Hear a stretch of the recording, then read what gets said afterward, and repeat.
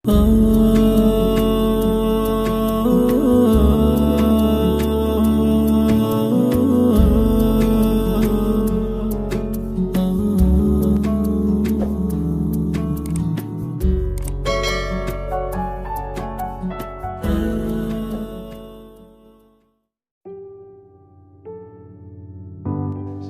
tanya, kamu kenal iblis?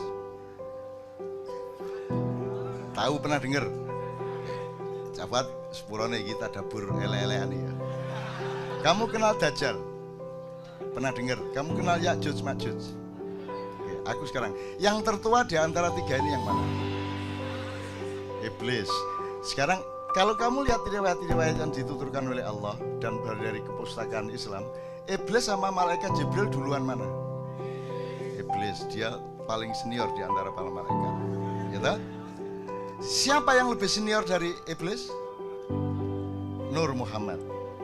Muhammad ketika belum bertajalli atau mewujud menjadi Muhammad bin Abdullah melalui ibunya dan bapaknya. Tapi dia masih berupa gelombang dan cahaya, kan begitu kan? Nah, Ya'juj Ma'juj itu lahirnya kapan? Dajjal itu ya mesti ae kon gak ro.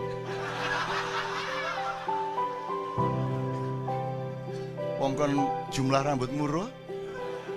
Ro, piro jumlah rambutmu? Aku ro persis. Jumlah daun di pohon itu persis dengan jumlah rambutnya. Gak percaya menek hitungan. Ngono abu nawas. Oke, tak terusin dikit. Ini saya ngomong soal usia tadi loh. Jadi selama 700 tahun itu 700, jadi gini. Nah, iblis sudah tahu ya. Sebelum ada Adam jauh. Gitu ya. Kan Anda tahu Adam dibikin tapelnya itu fisiknya itu dari tanah liat. Karena tanah liat ini yang paling mudah dicari di mana?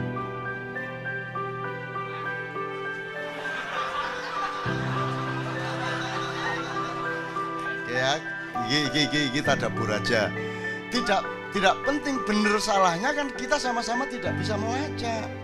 Tapi yang penting endingnya nanti harus membuat kita menjadi lebih gembira kepada Allah dan menjadi lebih sayang kepada manusia, gitu aja. Nah, soal tafsir kon iso nafsiri. Semua tafsir ketika alif lam mim ya podo, hanya Allah yang ngono tok. Lewat jan ya ro ning ngono rek. Nah, hanya Allah yang tahu, ya semua orang tahu itu kan, artinya tidak bisa ditafsirkan tetap gitu loh.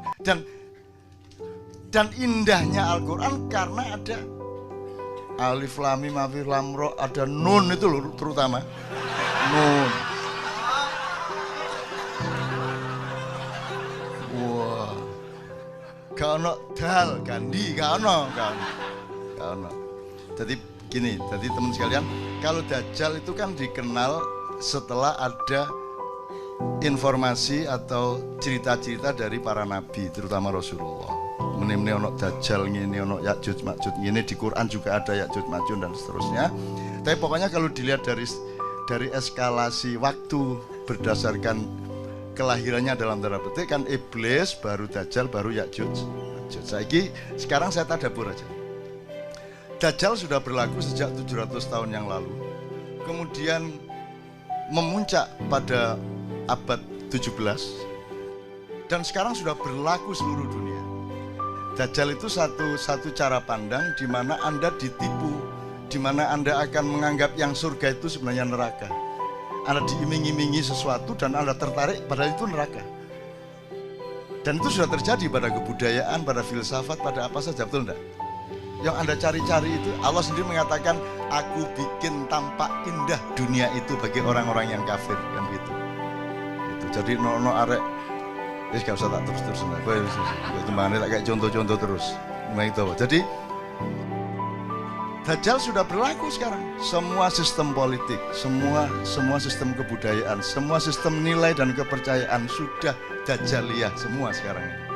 Jadi semua polisi-polisi itu sebenarnya berdasarkan cara berpikir Dajjal tadi yang membuat manusia terbalik penglihatannya terhadap surga dan neraka.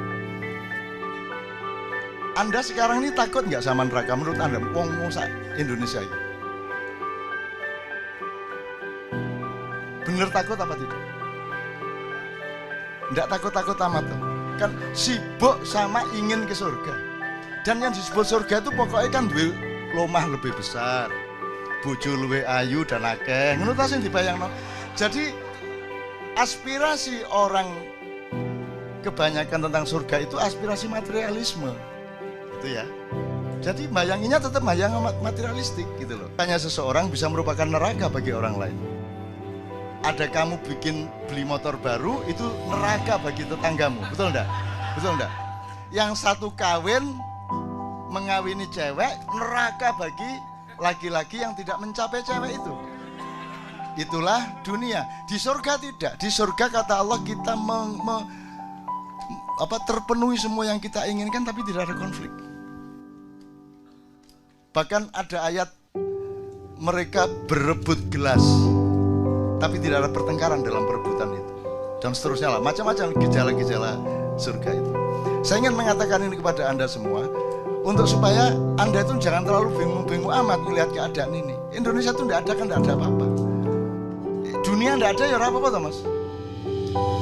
Kamu pikir Anda cuma hidup sekali. Bagaimana kalau nanti dihidupkan lagi? Iki tak tekati loh ini. Awas ngono.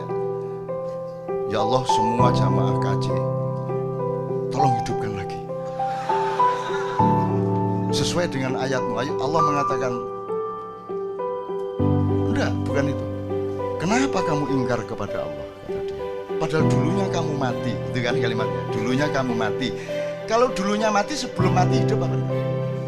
Berarti sekali ya. Dulunya kamu mati berarti kita tarik ke belakang, berarti sebelum mati tadi kan hidup, berarti satu kali hidup, satu kali mati. Padahal dulunya kamu mati, kemudian aku hidupkan lagi, berarti 2 kali. Kemudian aku matikan lagi, 2 kali hidup, 2 kali mati. Kemudian aku hidupkan lagi di surga. Di ayat ini tok aja Anda hidup 2 kali, baru di surga. Yang neraka lah.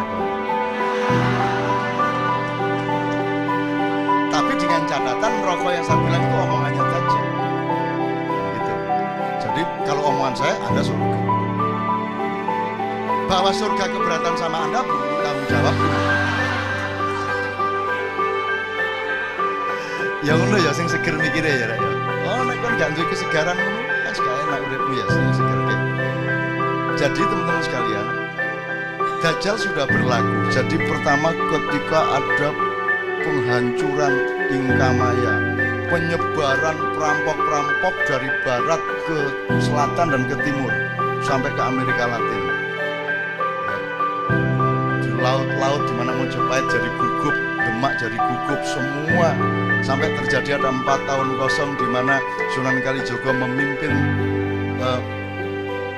penimbunan kekayaan-kekayaan yang sampai sekarang belum ditemukan dan seterusnya. Ini dia tahu persis.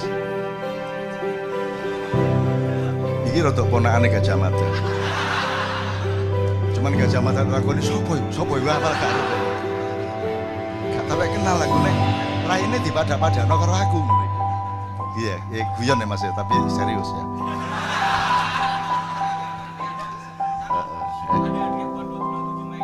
Iya, sip, tenang aja, kuwatir engko tak lamarno nang Gajah Mada. Wong beliau-beliau itu kita cinta kok. Kita ngomong macam-macam cinta kok. Cinta itu kan ukurannya tidak pada epistemologi, ukurannya pada niat. Vibrasi apa namanya? Cintanya itu gitu. Oke. Iki tak persingkat, Rek. Dajjal sudah berlaku. Ya. Sampai kemudian ada yang namanya masa pencerahan, Renaissance, Aufklärung dan seterusnya. Itu puncak ilmunya Dajjal. Kemudian sampai ada sandiwara timur lawan barat, komunisme lawan kapitalisme, terus ada demokrasi segala macam, terus dibikin ada negara, ada nation state, mari ngono apa state, apa ngono state, terus pokoknya negara seolah-olah penting. Begitu wis dadi negara dibuka pagere negara. Sekarang MEA masuk semua sini, masuk semua loh, jarit negara.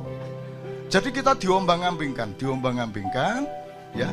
Dan di puncak suksesnya Dajjal itu secara alam pikiran sudah, intelektual sudah, spiritual pun sudah, kemudian sistem budaya sudah, sistem politik sudah, undang-undang pun undang-undang yang terbalik seperti itu. Nah sekarang adalah era Ya'juj Ma'juj. Kalau Dajjal itu gabungan antara yang barat agak tengah dengan barat sekali, kalau Ya'juj Ma'juj itu dari utara. Nah sekarang yang menjadi paling jadi sasaran Ya'juj Ma'juj adalah Indonesia. Ngono ceritanya. Ya'juj Ma'juj itu pokoknya kuning lah. Itu infanteri yang luar biasa. Tapi dia kesini. Tadi ingat tak pertanyaan saya? Di mana Israel disuruh cari tanah liat? Kalau di kisahnya kan Jibril disuruh cari tanah liat. Sampai sini, di sini sudah ada iblis jauh sebelumnya di tanah ini. Ini sudah dikuasai iblis. Ini dari berbagai macam wacana. Jadi sebelum Adam datang di sini sudah dikuasai iblis. Gitu loh. Karena iblis langsung lari begitu diibliskan karena la yasjud itu tidak tahu sujud, dia langsung diusir ke sini. Jadi ketika Jibril mau ambil tanah liat, dihalangi sama iblis, Jibril lari. Mikael lari, terus Israfil lari, tinggal Israel. Israel memakai ilmunya iblis. Itu iblis itu pinter. Ini sebelum Israel ya, sebelum Israel tak tahu. Iblis itu dia ingin melaksanakan ayat Allah bahwa Allah itu menciptakan khalifah di bumi, betul enggak? Iki gimana kok ditaruh di surga ya Adam ya apa? Di bumi fil ate. Ini jailun fil ardi khalifah. Lah kok ditaruh di surga? Salah ini, tidak taat sama Allah. Akhirnya iblis berusaha. Bagaimana caranya memindah Adam dari surga ke bumi? Bener nggak yang dilakukan? Nah, lumayan. Ya, jangan aja pecah dasar. Nah, cara dia masuk surga itu, itu gini, surga itu dijaga oleh seekor naga yang sangat besar. Kepalanya di depan pintu surga, badannya di dalam surga. Nah, caranya iblis masuk surga itu, dia nunggu menguap si naga ini. Begitu naga menguap, iblis bleng masuk. Kemudian menjalani lorong yang panjang di perut dan di badan naga itu, kemudian menunggu naga beol. Begitu beol, iblis ikut, dan begitu keluar dari duburnya naga, dia sudah ada di dalam surga. Baru dia cari Adam, tapi dia dihalangi oleh burung merak yang sangat banyak di surga, yaitu pasukan-pasukan kavaleri dan infanterinya Allah untuk menjaga setiap zona surga. Maka akhirnya iblis acting, dia beli serban. Beli serban. Loh iki temenan iki. Jenggotnya dipanjangkan. Terus dia ambil buah apa itu, disuduk-suduk terus jadi tasbih. Terus katoke diunggahno. Loh ini serius sih. Ini serius ini. Nah akhirnya si iblis ini menemui Adam di dalam kostum malaikat. Gitu. Adam hormatkan, loh ini malaikat siapa ini? Oh Kanzul Jannah, bendaharawan surga, al-khashi, ar-raqi, as-sajid, tafadhalu. Itu dihormatilah oleh Adam. Dan semua bangsa Indonesia sekarang adalah Adam yang didatangi oleh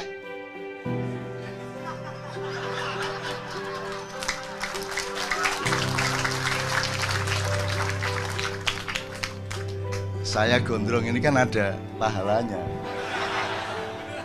Apa yang mau cafu aja diuring-uring aku. Karena gini loh, saya tuh didatangi orang, beberapa orang dan berkali-kali. Sopo kon? Kulo diutus Nabi Ibrahim, Cak. Besoknya lagi, sopo kon?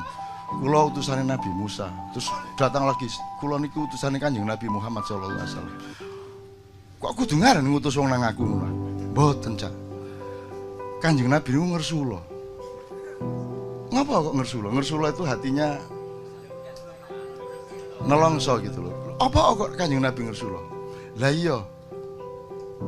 Oleh iki orang-orang Islam sekarang itu ittiba Rasul, mengikuti sunnah Rasul kok mek jenggote tok. Mbok rambutnya ya ditiru, ngono. Ngono ceritane. Ngono ceritane. Oh iya ya, bener ya. Wah. Iya ya kok. Kabeh nabi gondrong.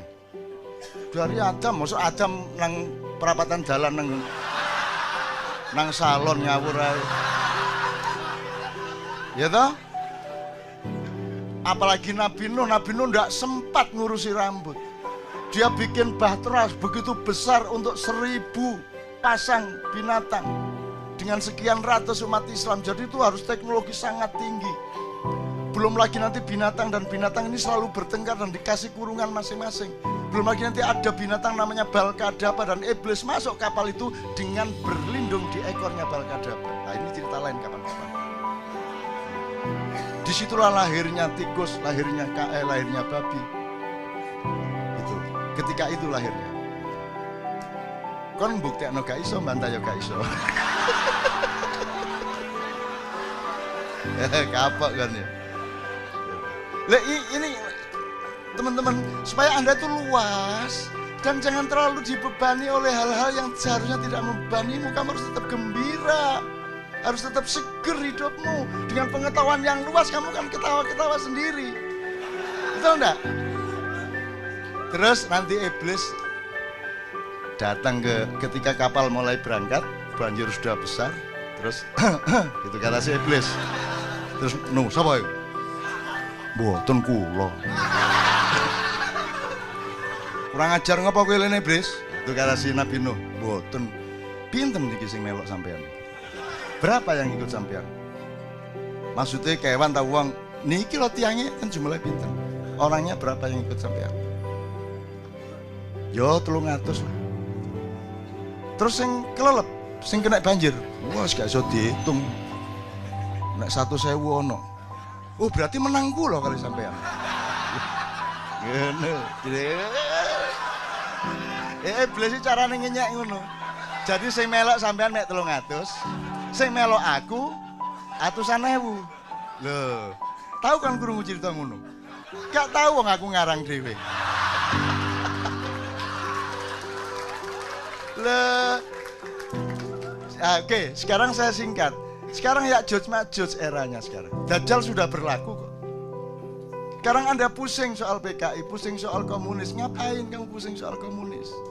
Itu cara untuk supaya Anda menoleh, supaya malingnya masuk. Kan begitu. Itu pengalian isu. Anda tahu Cina itu komunis apa tidak? Cina itu pernah dihapusi iblis di depan pintu surga, betul enggak? Sekarang dia pinter. Tetap komunis politiknya untuk imamah Cina iya. Sekarang pelajari ekonomi dunia. Sekarang sudah sampai pada tingkat pemusatan kapital. Bukan lagi distribusi modal, bukan lagi penguasaan titik-titik modal di sini, tapi sekarang pemusatan. Jadi sudah jelas kekuatan modalnya sekarang mainnya zona teritorial, reklamasi seluruh pantai utara Pulau Jawa. Sudah jelas zona naganya, kan begitu kan? Nah, tutup dulu. Ya, kan dia pernah jadi. Sekarang yang kuat di tengah kayak begini ini, pemusatan modal ini, Amerika udah enggak kuat. Kuba udah dilepas embargonya. Amerika udah lemah, enggak bisa apa-apa. Karena doanya juga tidak jelas. Obama, Atina, Vidunia. Enggak jelas. Digawe meneh, oh sesat kuwi ya. Oke. Sekarang yang kuat cuma dua, teman-teman sekalian, cuma dua, hanya RRC sama Iran. Karena apa? Karena ada kekuatan vertikal yang solid. Cina sangat solid dari atas ke bawah, Iran sama solid dari atas ke bawah. Amerika tidak bisa ngapa-ngapain sama Iran, Israel tidak bisa ngapain sama Iran. Makanya Ya'juj Ma'juj mengisukan anti Syiah supaya nanti yang dibenci adalah Iran, karena Iran ini pesaing utamanya. Ini politik penjaga surga. Makanya Anda disuruh benci ini, bencilah di sini. Benci gak kok berdua ya gak ono benci ya apa. Ya toh?